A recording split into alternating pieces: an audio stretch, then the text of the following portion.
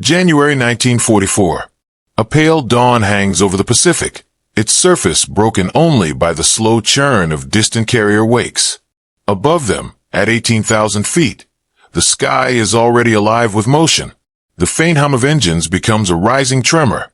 A6M0s beginning their descent, sunlight flashing across their wings as they form into attack lines. Below, a group of American F6F Hellcats climb steadily, their silhouettes dark and angular against the growing light. One Japanese pilot, Lieutenant Masao Sato, steadies his gun sight as a blue-gray Hellcat crosses his path. He squeezes the trigger. A burst of 20mm cannon fire tears into the American fighter's wing root, shattering metal and throwing fragments into the wind. On any other aircraft he had fought since 1941, this kind of hit meant only one outcome: flames, a sharp drop, and another plume of ocean spray. But this time nothing falls. The Hellcat shudders, banks, and, against every expectation, begins climbing toward him. Smoke trailing, panels ripped open, yet fully alive in the sky. Sato blinks, unable to process what he is seeing. A moment later, he realizes this encounter is not an exception. It is the beginning of something new, a shift rooted in the deeper realities of the Pacific War. By 1942, the Pacific War had entered a phase defined by extremes: vast distances, ferocious naval engagements, and air power as the decisive factor. The Japanese Empire, after the rapid conquests of Southeast Asia and the Pacific Islands, had gained air superiority almost by default. The Mitsubishi A6M0, light, agile, and lightly armored, dominated the skies. Its combination of range and maneuverability gave Japanese pilots the ability to strike quickly and vanish before Allied forces could respond. But this dominance came with a hidden vulnerability. The Zero's design sacrificed protection for agility. Its fuel tanks were lightly shielded, and its airframe, while nimble, could not endure heavy hits. For a time, Japanese airmen faced few adversaries capable of exploiting these weaknesses. The U.S. Navy's early carrier aircraft, the F4F Wildcat, was slower, less maneuverable, and often outclassed in dogfights. American pilots relied on tactics like the Thatch Weave, designed to counter the superior maneuverability of the Zero, but losses were still significant. Meanwhile, American industrial capacity was beginning to tell. By 1943, the United States had accelerated production of newer, more robust fighter aircraft.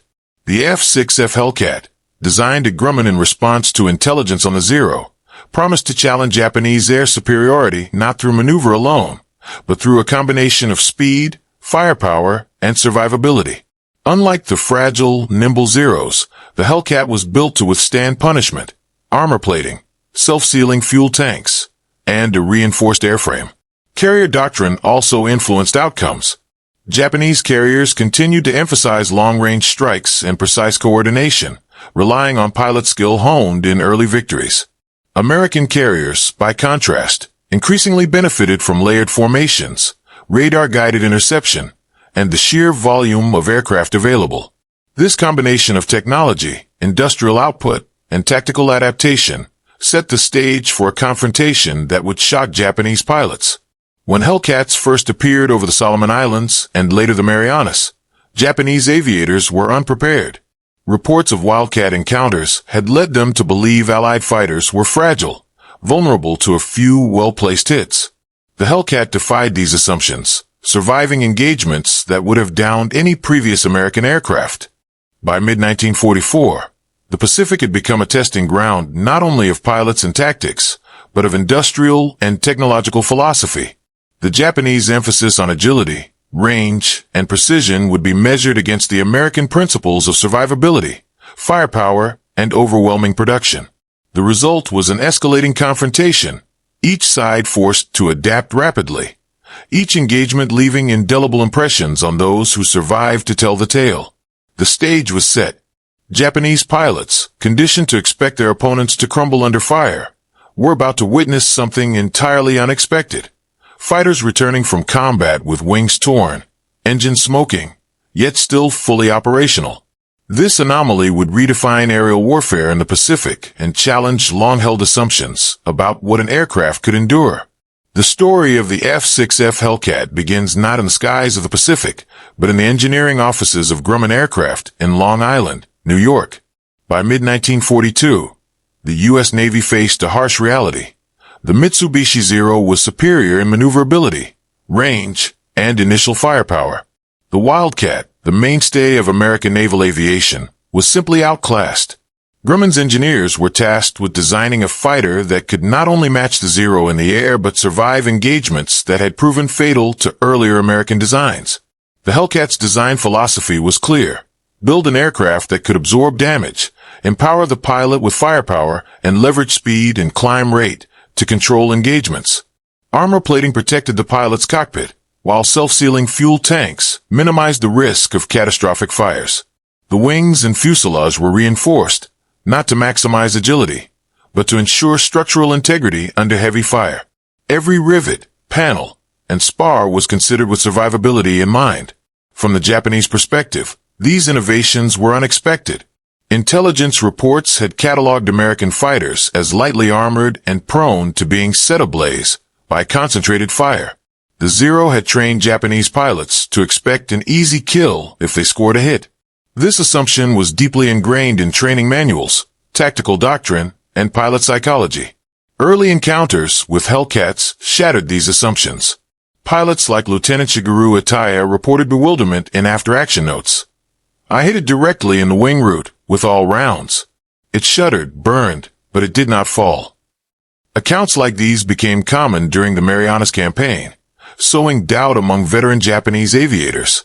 What had been considered a near-certain kill now demanded caution, creativity, and a reevaluation of tactics.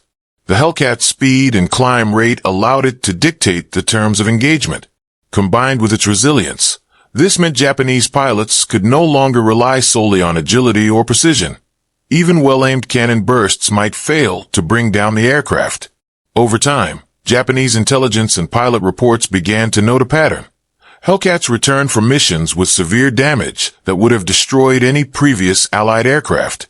The psychological impact was profound. By 1944, the Japanese command began to adjust expectations. Pilots were instructed to focus on coordinated attacks, aiming for critical components rather than the fuselage alone. But the lessons came too slowly.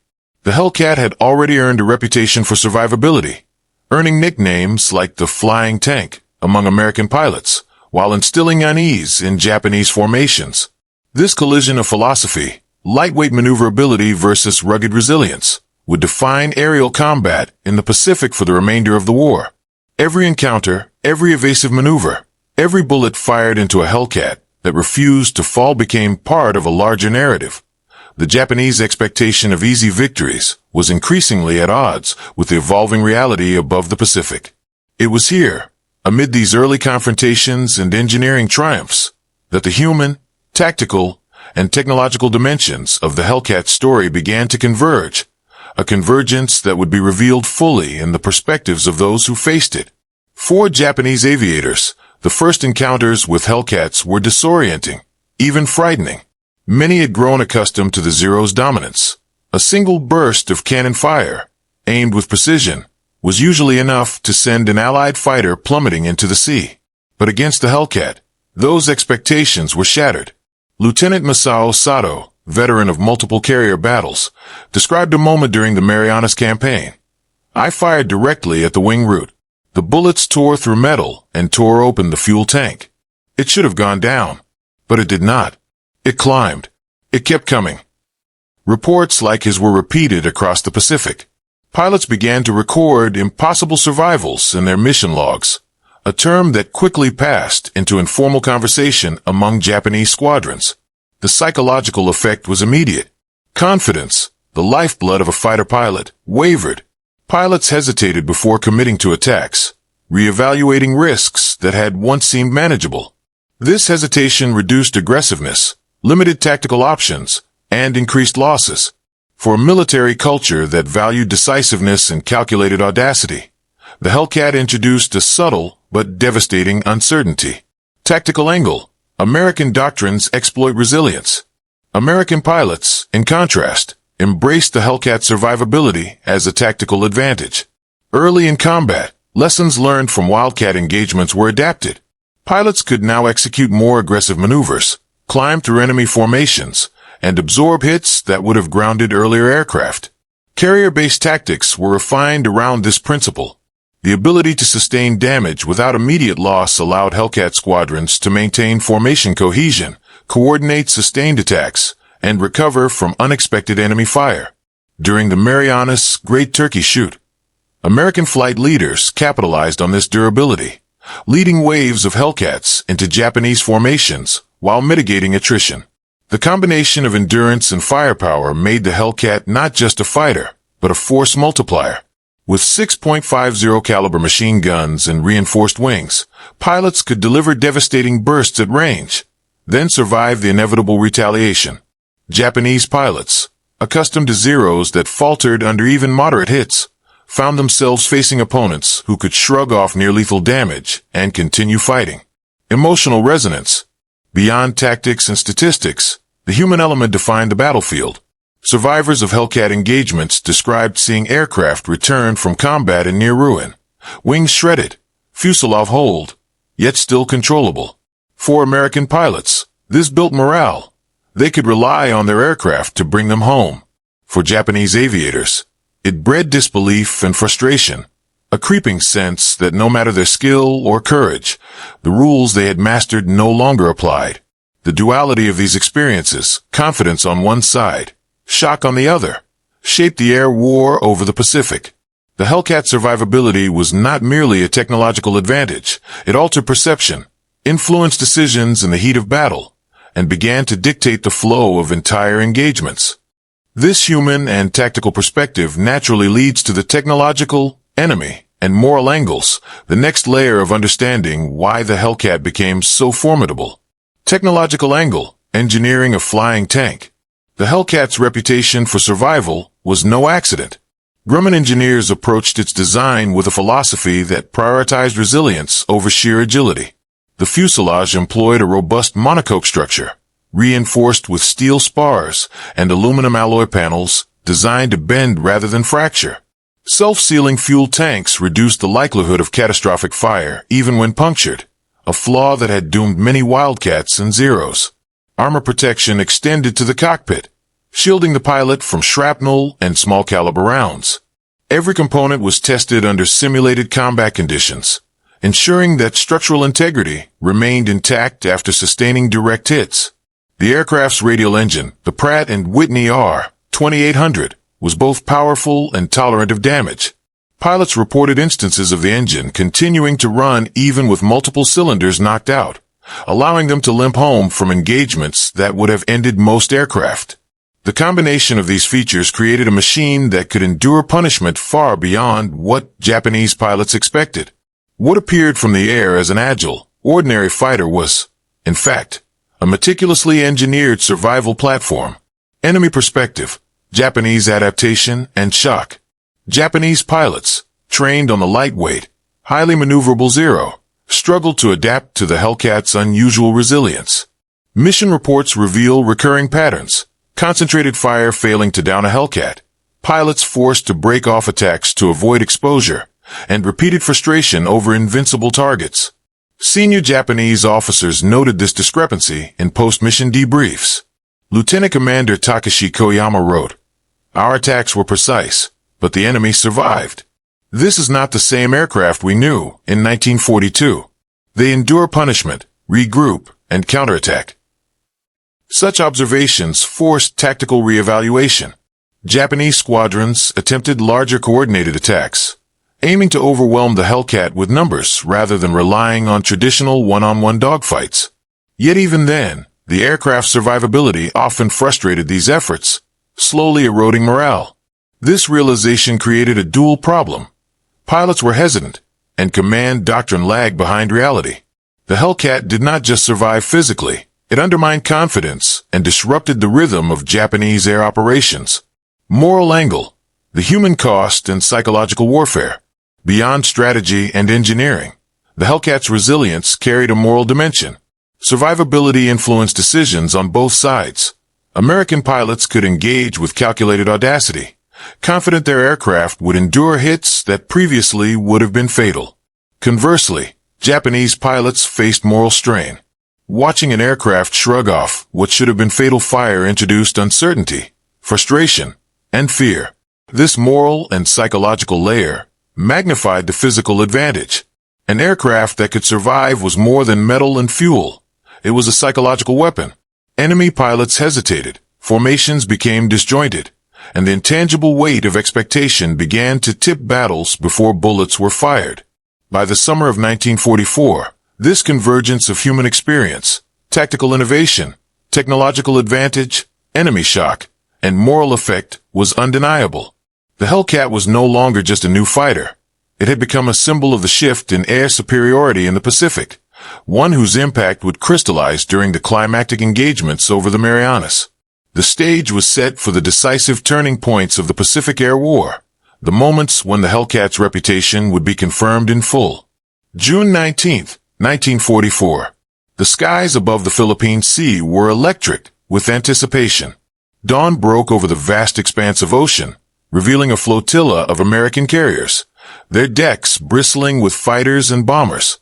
Japanese reconnaissance had spotted the task force, and a wave of over 300 aircraft, mainly Mitsubishi Zeros and A6M5 models, rose from Guam and Saipan to intercept. American pilots were ready. The F6F Hellcat, now well known for its resilience and firepower, climbed in tight formations, climbing toward the sun to gain altitude advantage. Flight leaders knew the stakes. This battle could decide control of the Marianas, and by extension, the air over the Pacific Islands. The engagement began with a thunder of guns. Zeros dove in disciplined attack runs, expecting the usual results. A few bursts of 20 millimeters into the fuselage, and the enemy fighter would plummet into the sea. But the Hellcats, built for endurance, absorbed the punishment. Lieutenant Robert Bob Johnson, flying from USS Lexington, recalled in his post-war memoir, "I saw my wingman take hits that would have destroyed any other plane. Metal tore, smoke poured from the engine, but he stayed with the formation. It was astonishing." Japanese pilots were stunned. The tactics that had worked for 2 years, fast, precise strikes, exploiting the Zero's agility, were suddenly less effective. One pilot reported, "I fired everything I had, and it still came at me. I had never seen such an aircraft. We were not ready for it." Confusion rippled through enemy formations. Cohesion broke, and some Zeros collided in midair, victims of panic and misjudgment. The Americans capitalized on the Hellcat's advantages. Pilots engaged aggressively, using the aircraft's speed and climb rate to dictate encounters. Formation leaders could send waves into Japanese ranks, knowing that even if individual fighters took heavy fire, they would likely survive and return. By mid-morning, hundreds of Japanese planes lay destroyed or ditched at sea, while American losses were comparatively light. The engagement became infamously known as the Great Marianas Turkey Shoot. For every Hellcat lost, multiple Japanese aircraft were destroyed. Survivors from the Japanese side were forced to retreat, and those who remained airborne struggled to comprehend a new reality. The Hellcat was impervious to the tactics they had relied on for years. But the battle was more than a simple exchange of aircraft. It was a psychological turning point. Japanese pilots had entered expecting to dominate the skies. They exited shocked, exhausted, and demoralized. For American aviators, the morale boost was immense. The Hellcat had proven not just its design superiority, but its ability to sustain the rhythm of battle. Pilots could push harder, attack more boldly, and recover from situations that would have previously meant certain death. By late afternoon, the sky over the Philippine Sea was littered with smoke trails, parachutes, and the remnants of a devastatingly one-sided engagement.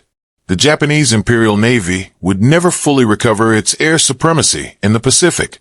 The F6F Hellcat, with its engineering genius, tactical adaptability, and sheer durability, had decisively shifted the balance of power. Even after the battle, pilots on both sides carried the image of the indestructible Hellcat. Stories of aircraft returning from combat with massive structural damage circulated in intelligence reports, diaries, and letters. It was a tangible demonstration of how industrial design, strategic foresight, and human courage could converge to reshape a conflict. The Great Marianas Turkey Shoot was not only a tactical victory, it was the moment when the Japanese had to confront the stark reality. The age of the fragile fighter was over. Air engagements would now be fought against a machine capable of surviving hits once considered fatal, and pilots had to adapt or perish. This decisive confrontation set the stage for subsequent battles across the Pacific, where the pattern of Hellcat resilience would repeat itself again and again, forcing the Japanese command to confront a new and unsettling truth. Following the Marianas engagement, the lessons of the Hellcat became increasingly clear. Japanese pilots, once confident in their ability to dominate the skies, faced a persistent and unnerving pattern. The F6F could survive hits that would have destroyed almost any other aircraft. The psychological effect alone began to influence tactics and decision-making. In the months that followed, air battles over Formosa, the Philippine archipelago, and the approach to Leyte Gulf confirmed the Hellcat's reputation. Pilots reported multiple instances of aircraft returning to carrier decks with wings shredded, fuselage riddled, engine smoking, and still fully controllable. One American flight leader, Commander Edward Ted Smith, recalled guiding a heavily damaged Hellcat back to the USS Essex. It looked like a flying coffin from a distance, yet it held together. I never doubted it would make it to the deck, and it did. Japanese formation leaders attempted to counter this advantage. Coordinated attacks became larger, more complex, and relied on massed waves to overwhelm the Americans. Yet, the combination of Hellcat durability, superior firepower, and American pilot experience often meant that these tactics failed. Multiple accounts describe Zeros breaking formation after seeing Hellcats absorb massive damage without faltering. The cumulative effect was not merely the loss of aircraft, but the erosion of Japanese pilot morale and operational effectiveness. The Battle of Leyte Gulf in October 1944 further reinforced this reality. Hellcats from Task Force 38 engaged the Imperial Japanese Navy's air arm with unprecedented efficiency. For every Hellcat lost, Japanese losses numbered several-fold higher. Intelligence reports noted the psychological dissonance among Japanese pilots. Their aircraft takes the hits, and yet they press on. It defies understanding, wrote one officer. Across multiple encounters, the resilience of the F6F altered not only the tactical outcomes, but the broader perception of air supremacy. This repeated pattern forced the Japanese command to confront an uncomfortable truth. The era of the lightweight, fragile fighter, epitomized by the Zero, was ending. Aircraft that prioritized maneuverability over survivability could no longer be counted on to dominate, even in skilled hands. Meanwhile, American industrial production ensured that damaged Hellcats could often be repaired and returned to come back quickly, extending their influence across the theater. By the end of 1944, the Hellcat's reputation was firmly established. Japanese pilots learned through bitter experience that engagements were no longer simple tests of agility and marksmanship. They were now battles of endurance, resilience, and tactical patience. The once familiar rules of air combat were rewritten by a combination of engineering brilliance and strategic foresight. The decisive engagements of 1944 revealed a larger truth. The F6F Hellcat was not just a fighter, it was a turning point. Its durability dictated tactical adjustments, reshaped morale, and contributed to the collapse of Japanese air power in the Pacific. Battles that might have been narrowly contested became overwhelmingly one-sided. This chain of engagements, from the Marianas to Leyte Gulf, set the stage for the post-battle analysis, where the strategic, technological, and human consequences of the Hellcat's dominance would become fully apparent. The impact of the Hellcat's resilience extended far beyond individual dogfights. By the end of 1944, Japanese air power had been irreversibly diminished. Experienced pilots, once the backbone of Imperial Navy operations, were increasingly lost in futile engagements against aircraft that could survive concentrated fire. The attrition of veteran aviators was a strategic blow. While the Japanese could replace planes in limited numbers, trained personnel could not be reproduced quickly. American carrier groups, in contrast, began to exploit the operational flexibility provided by the Hellcat. Squadrons could maintain prolonged sorties, engage multiple enemy formations in a single day, and returned to their carriers with remarkable survival rates. Official reports from Task Force 58 noted kill ratios approaching 19-1, a figure that underscored not just pilot skill but aircraft survivability. The collapse of Japanese air defense over critical territories accelerated the American advance across the Pacific. With the Marianas, Palau, and Leyte secured, carrier-based air power could operate with relative impunity. Bombing raids on Japanese shipping, airfields, and logistical networks intensified, facilitated by the confidence that Hellcats would endure heavy anti-aircraft fire if encountered. Psychologically, the Hellcat had shifted the balance of initiative. Where Japanese forces once dictated the timing and location of engagements, American forces could now set the terms. Commanders planned operations knowing their aircraft could absorb punishment while executing complex tactical maneuvers. For Japanese planners, this was a crisis. The predictability of air dominance had vanished, replaced by a persistent threat that could not easily be neutralized. The operational consequences were also tangible in material terms. Carriers sustained fewer losses because returning Hellcats brought pilots and intelligence back safely. Reconnaissance and patrol missions could be conducted with less risk, allowing for more accurate targeting and better coordination of naval offensives. American control of the skies translated directly into greater freedom at sea, ensuring that the logistical backbone of the Pacific advance remained secure. Strategically, the Hellcat became a linchpin of the Allied approach. Its presence altered Japanese calculations at every level. Pilots hesitated to engage aggressively, formations became more cautious, and entire campaigns were constrained by the reality that their primary opponents were no longer vulnerable to conventional tactics. The stage was set for the final sequences of the Pacific Air War, where technological resilience would determine not just individual battles, but the fate of entire campaigns. The operational and strategic shifts established during these months set the framework for post-battle analysis. The destruction of Japanese air power was not simply a product of numerical superiority. It was a consequence of an aircraft that could survive hits previously thought fatal, reshaping both the human and strategic dimensions of warfare. The legacy of the Hellcat extended beyond its immediate wartime success. Post-war analyses by both American and Japanese aviation experts emphasized its revolutionary design principles. Grumman's focus on survivability, armored cockpits, self-sealing fuel tanks, and reinforced structures was recognized as a turning point in aircraft engineering. Where previous fighters had prioritized agility above all, the Hellcat demonstrated that resilience could fundamentally alter the balance of air power. Japanese post-war assessments confirmed the psychological and tactical shock the Hellcat had inflicted. Reports compiled by the Japanese Naval Aviation Bureau in 1946 noted that pilots were repeatedly surprised by the durability of the F6F. We believed in our ability to destroy, yet they survived our most effective strikes. Our doctrine, built around fragility, failed against endurance.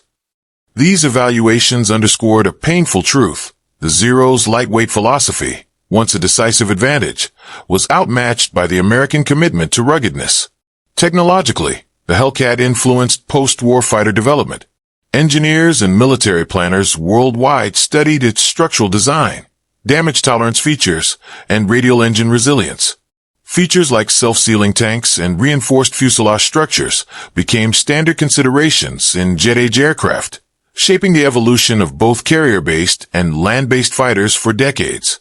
The concept of survivability as a force multiplier, an aircraft that could endure punishment while maintaining combat effectiveness, was cemented as a central principle of military aviation design. From a human perspective, the Hellcat left an indelible impression on pilots. American veterans frequently recalled the confidence inspired by flying an aircraft capable of absorbing hits that would have downed almost any other fighter. Conversely, Japanese pilots retained memories of the frustration, awe, and disbelief at an opponent that refused to succumb to standard tactics. These experiences were not merely personal anecdotes. They informed post-war doctrines, training programs, and historical understanding of air combat dynamics. The cumulative effect of these battles and analyses was clear. The Hellcat had done more than survive. It had changed the psychology of air warfare. Enemy pilots adapted reluctantly, losing initiative, while Allied forces leveraged technological superiority to dominate air campaigns. In historical terms, the F6F exemplified how design philosophy, when coupled with tactical acumen and industrial capacity, could decisively influence the outcome of war. As the Pacific War drew to its final phases, the Hellcats' influence was unmistakable. Its resilience dictated engagement strategies, shaped morale, and underscored the emergence of a new standard in fighter aircraft design. This enduring legacy extends beyond statistics and victory reports, reflecting a fundamental lesson. In aerial warfare, survivability can be as decisive as speed, agility, or firepower. The story of the Hellcat naturally leads to reflection, a final consideration of what these aircraft, and the men who flew them, revealed about technology, courage, and the evolution of warfare. The story of the Hellcat is, at its core, a story of resilience, of mettle and men, of design and determination. In the skies over the Pacific, it proved that engineering could redefine expectations, that an aircraft could endure where others would fall, and that survival itself could be a weapon. For American pilots, it offered a tangible sense of security in a war defined by uncertainty. For Japanese aviators, it forced a reevaluation of skill, tactics, and assumptions that had guided them since the first days of the conflict. This resilience extended beyond individual battles. It reshaped air warfare, altering strategies, doctrines, and the very psychology of combat. The Hellcat's design philosophy, prioritizing durability without sacrificing offensive capability, demonstrated that industrial foresight and engineering could achieve outcomes that raw courage alone could not. It became a symbol of the shift in the Pacific, from fragile dominance to sustainable power, from tactical skill to strategic endurance. The echoes of the Hellcat persist in aviation history. Its influence on post-war aircraft design, on pilot training, and on military strategy highlights a broader truth. Survival under fire changes the nature of warfare. It transforms fear into confidence, hesitation into initiative, and fragility into strength. The pilots who flew it, and those who faced it, became part of a narrative larger than any single dogfight, a narrative of adaptation, innovation, and the relentless evolution of combat. Ultimately, the Hellcat teaches that the value of a machine is measured not just in its speed, firepower, or agility, but in its ability to endure, to sustain, and to persist when all odds suggest it should fall. In the vast expanse of the Pacific, where the fates of men and nations were decided in minutes of aerial engagement, this endurance was decisive. The F6F Hellcat was not merely an aircraft, it was a testament to the power of resilience in shaping history.